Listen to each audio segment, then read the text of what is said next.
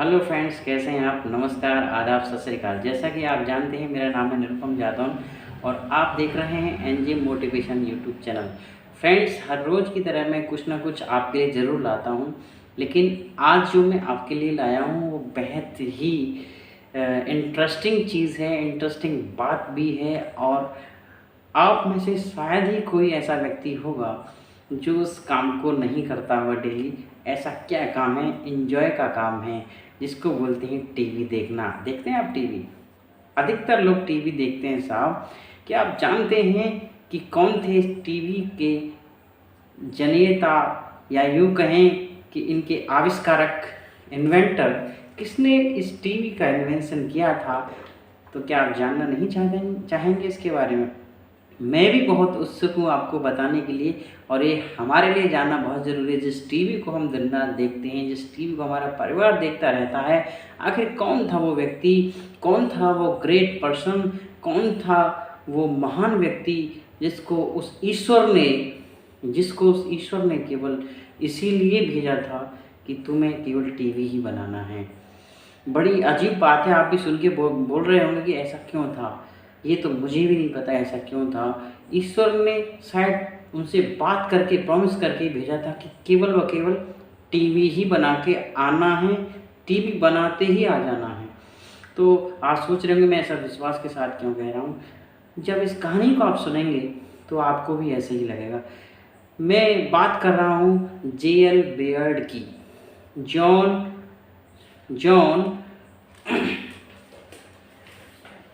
इनका जो सही नाम है वह है जॉन लॉगी बेयर्ड। जे.एल. बेयर्ड की बात कर रहा हूँ मैं, जॉन लॉगी बेयर्ड की बात कर रहा हूँ। जॉन लॉगी बेयर्ड का जन्म जो हुआ था वो 13 अगस्त 1888 में हुआ था।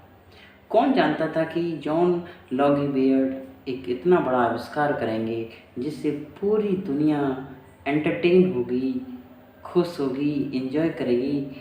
लोग न जाने क्या क्या एंजॉय करेंगे इस आविष्कार के थ्रू। जॉन लॉगी बेयर्ड के जो माता पिता थे वो जॉन एंड जेसी बेयर्ड थे, और जॉन जो थे उनके पिता वो एक पादरी थे। तो जैसे कि टीचर हैं तो टीचर सोचते हैं कि हमारा बेटा टीचर बन जाए, इसलिए वो भी सोचते थे कि मेरा बेटा भी पादरी बने। लेकिन जो ये थे बेयर्ड जी, जॉन लॉगी बेयर्ड जी जो थे, इनको बिल्कुल भी इंटरेस्ट नहीं था इस चीज़ में। इनका सीधा सा इंटरेस्ट नई नई चीज़ों के आविष्कार में था। हर वक्त ये कुछ ना कुछ नया सोचते रहते थे, हर वक्त सोचते रहते थे। कभी कुछ सोच रहे हैं, कभी कुछ। तो इन्हों के दिमाग में खुरापातें चलती रहती थी। बड़े खुरापाती व्यक्ति थे। तो इन्हों के दिमाग में खुरापात सूझी कि इनको टेलीफोन एक्सचेंज लगाना है। लगा दिया। 4 फ्रेंड्स के यहाँ लाइन बिछा दी। कोई बात नहीं, खूब गप्पे सप्पे चल रही हैं उस टेलीफोन पे। अब वो उसके जो तार थे वो थोड़े से झुके हुए थे, तो कहीं ना कहीं कोई गाड़ी वाला, वाहन वाला टकरा जाता था, वो गिर भी पड़ता था। इसकी वजह से उन्होंने शिकायत की, तो वो तो सब खत्म हो गया उनका कहानी।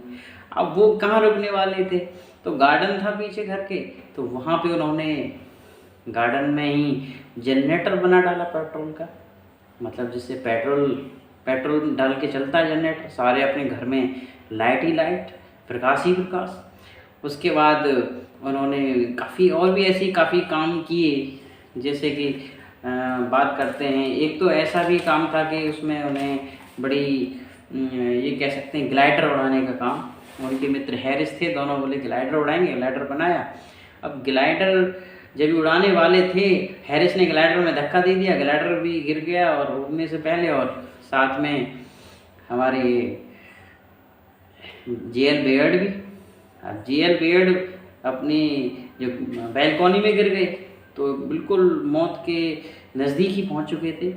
लेकिन फिर भी इन्होंने हार नहीं मानी। हालांकि तबीयत, जब आदमी के साथ कोई घटना घट जाती है तबीयत बिगड़ जाती है।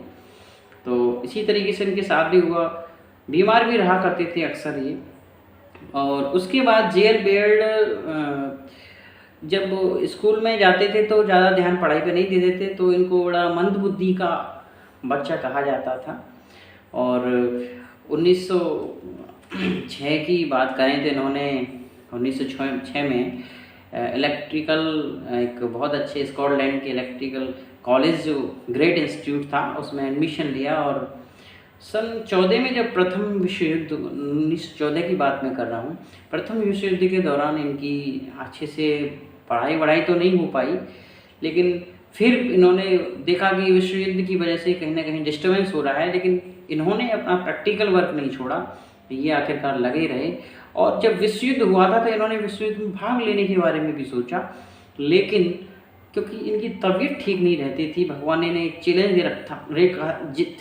दे रखा था, लेकिन इसके बावजूद भी इन्होंने कभी भी उसे महसूस ही नहीं किया, क्योंकि ये बड़े धुन के पक्के व्यक्ति थे, ये लगे रहते थे। इन्हें पता नहीं बीमार है क्या है, कुछ नहीं, जो है सो है, लेकिन इनका जो ध्यान था अपने टारगेट पे था, इसलिए इन्हें कुछ ना कुछ करना था।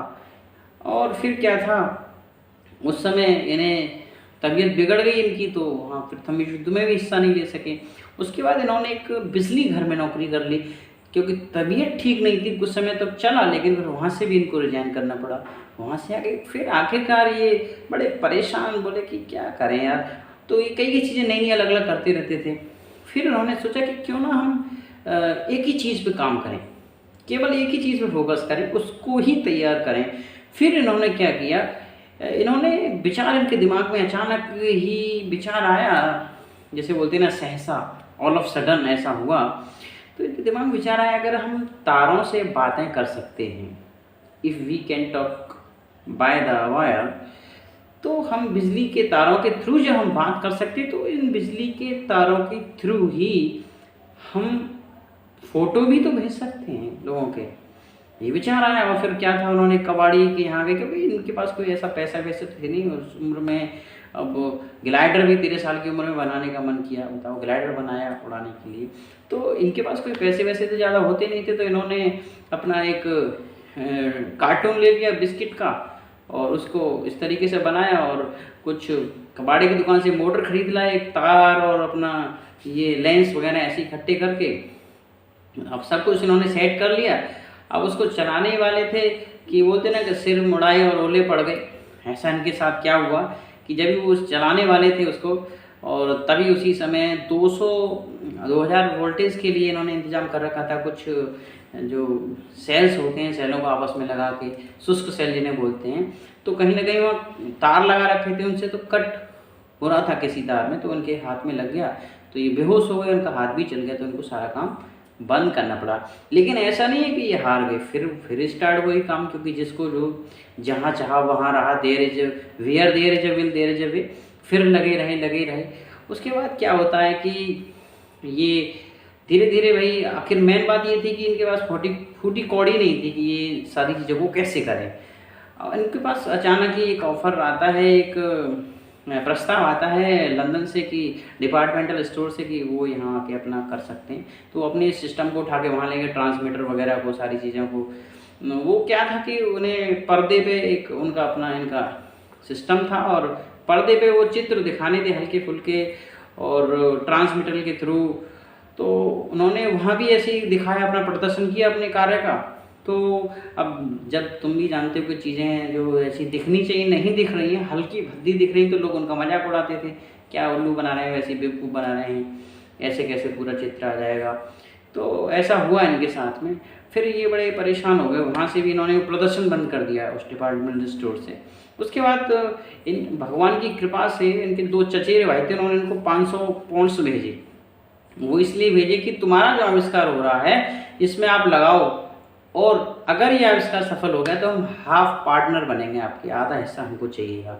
अब क्या होता है, तो उन्होंने बड़ी दुगना उत्साह हो गया उनका, जेएल बेयर्ड का, क्योंकि अब पैसा तो मिल ही गया था। फिर उन्होंने एक अपने नाम से कंपनी खोल दी, बेयर्ड कंपनी करके, बेयर प्राइवेट लिमिटेड।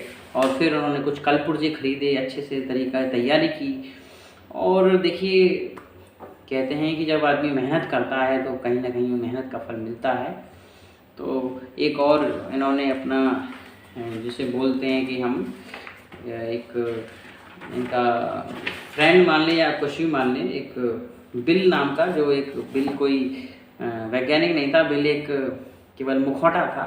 उसके साथ, जैसे कि व्यक्ति अपने साथ जब अकेला होता है तो किसी को कुछ तो मान ही लेता है, दोस्ती कर ही लेता है, कुछ निर्जीव चीज़ों से भी कर लेता है। तो बिल भी एक मुखौटा था और ट्रांसमीटर के सामने वो लटका रखा था उन्होंने।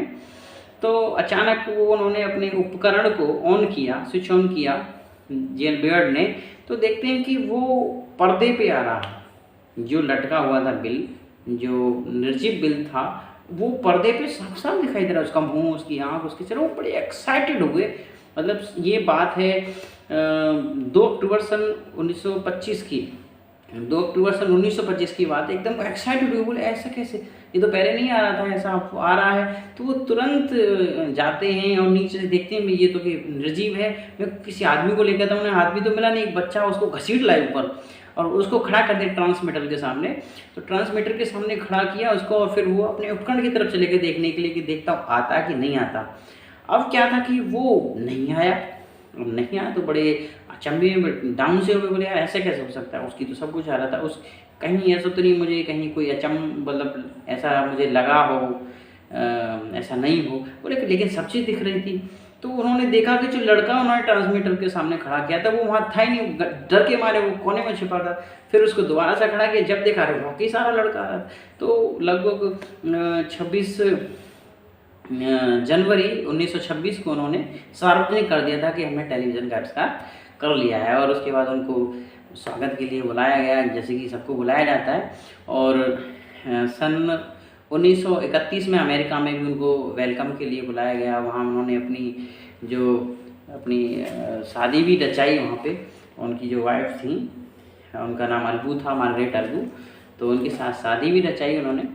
और उसके बाद सन 1941 में, ये ऐसा नहीं कि जेल बेयर्ड वहीं रुक गई, सन 1941 में उन्होंने रंगीन टीवी, जिसको बोलते हैं रंगीन टीवी 3D, जो गहराई में एक रचना करी और रंगीन टीवी की उस समय। और उसके बाद में सन 1946 में उनको, क्योंकि उनकी तबीयत ठीक नहीं रहती थी, इसलिए बड़े परेशान वो रहते थे इस चीज़ को लेके, लेकिन उसको वो ज़्यादा गले नहीं लगाते थे इस चीज़ को कि मैं बीमार रहता हूँ। लेकिन इस थोड़े से आदमी को जब बीमारी लग जाती है तो कहीं ना कहीं वो दिक्कत में तो रहता ही है।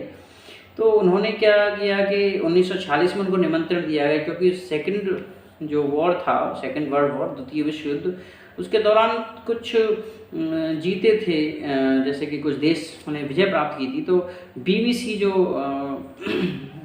जो है BBC, जिसे हम कह सकते हैं ब्रिटिश ब्रॉडकास्ट कॉरपोरेशन है, उसने इनके जो सन 46 में इनका जो बनाया था इन्होंने जो रंगीन टेलीविज़न 3D जो गहराई वाला, उसके ही थ्रू जब कोई देश जीत जाता है तो वो सैनिक परेड कराते हैं। तो वो लाइव दिखाया था सैनिक परेड, जिसको बोलते हैं शानदार परेड का सीधा प्रसारण, जिसको बोलते हैं लाइव बोल देते हैं, सीधा प्रसारण किया था। और आमंत्रित भी किया था जेल बेयर्ड, लेकिन वहाँ पहुँच नहीं सके। और उसके 6 दिन बाद ही 14 जून 1946 ईस्वी में बेयर्ड केवल 58 साल की उम्र में इस दुनिया को छोड़ के चले गए। उन्होंने अपनी जो शादीशुदा ज़िंदगी भी लगभग 15 वर्ष ही बिताई। और बस इस कहानी से हमें सीखने को बहुत कुछ मिलता है। आप कमेंट बॉक्स में लिखिएगा आपको इस कहानी से सीखने को क्या मिला है। मैं बता देता हूँ, फिर भी इस कहानी से सीखने को ये मिला है कि हमें अपने लक्ष्य को लगा देना चाहिए। और उन्होंने पूरी ज़िंदगी इस टीवी को बनाने में लगा दी, लेकिन देखिए आज भी लोग उसका एंजॉय कर रहे हैं। तो व्यक्ति वही है, वो तो व्यक्ति कहाँ भगवान था जो आपके लिए आविष्कार करके छोड़ गया, और आप आज भी उसका एंजॉय कर रहे हैं साहब। तो कहानी कैसी लगी कमेंट बॉक्स में लिखिएगा, और इससे क्या शिक्षा मिलती है ज़रूर लिखिएगा। आपका बहुत बहुत धन्यवाद, बहुत बहुत शुक्रिया। वीडियो बहुत लंबा हो चुका है। Thank you.